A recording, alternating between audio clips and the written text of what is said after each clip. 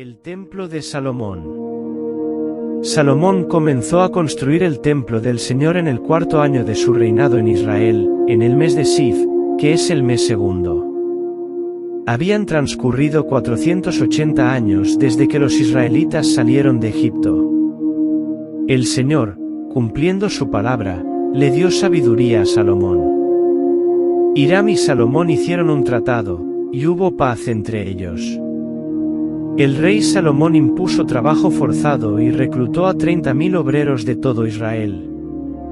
Los envió al Líbano en relevos de 10.000 al mes, de modo que pasaban un mes en el Líbano y 2 meses en su casa. La supervisión del trabajo forzado estaba a cargo de Adonirán. Salomón tenía en las montañas 70.000 cargadores y 80.000 canteros. Había además 3.300 capataces que estaban al frente de la obra y dirigían a los trabajadores. Edificó el atrio de los sacerdotes y el atrio mayor con sus puertas, las cuales recubrió de bronce. Las paredes del atrio interior las construyó con 3 hileras de piedra labrada por cada hilera de vigas de cedro. Colocó 5 de las bases al lado derecho del templo y 5 al lado izquierdo. La fuente de metal la colocó en la esquina del lado derecho, al sureste. En la construcción del templo solo se emplearon piedras de cantera ya labradas, así que durante las obras no se oyó el ruido de martillos ni de piquetas, ni de ninguna otra herramienta. El templo que el rey Salomón construyó para el Señor medía 27 metros de largo por 9 metros de ancho y 13 metros y medio de alto.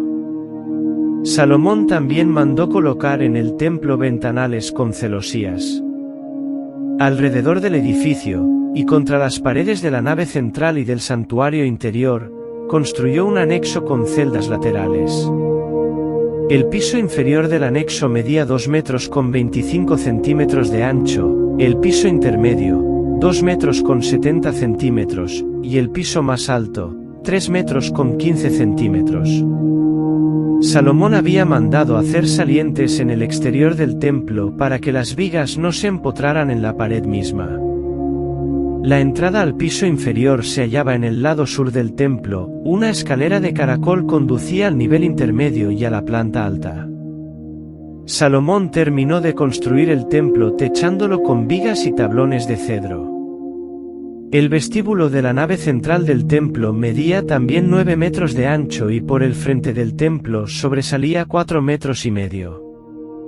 En la fachada del templo levantó 2 columnas de 16 metros de altura, y el capitel que coronaba cada columna medía más de 2 metros.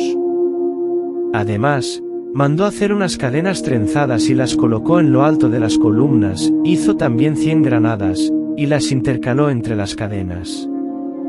Levantó las columnas en la fachada del templo, una en el lado sur y otra en el lado norte. A la primera la nombró Jaquín, y a la segunda, Boaz.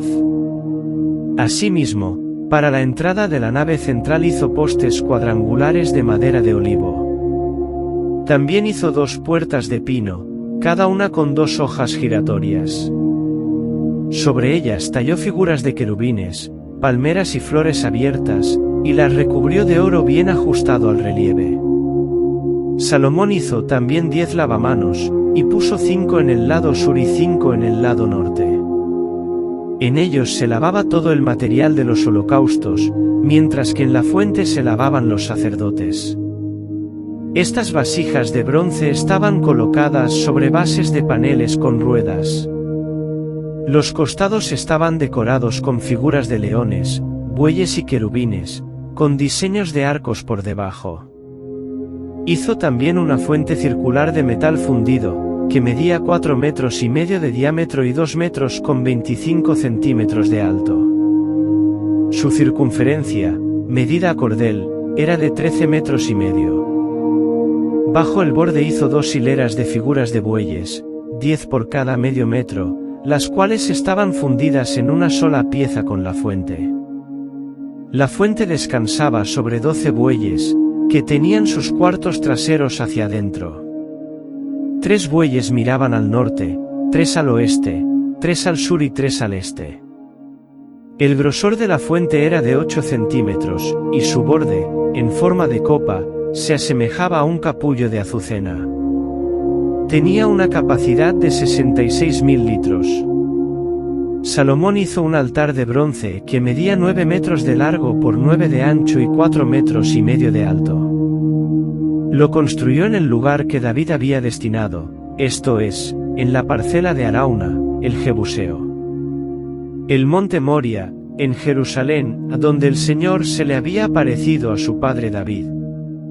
Entonces el rey y todo el pueblo ofrecieron sacrificios en presencia del Señor. Así fue como el rey y todo el pueblo dedicaron el templo de Dios. Los sacerdotes estaban de pie en sus puestos. Los levitas tocaban los instrumentos musicales que el rey David había hecho para alabar al Señor, y con los cuales cantaba, su gran amor perdura para siempre.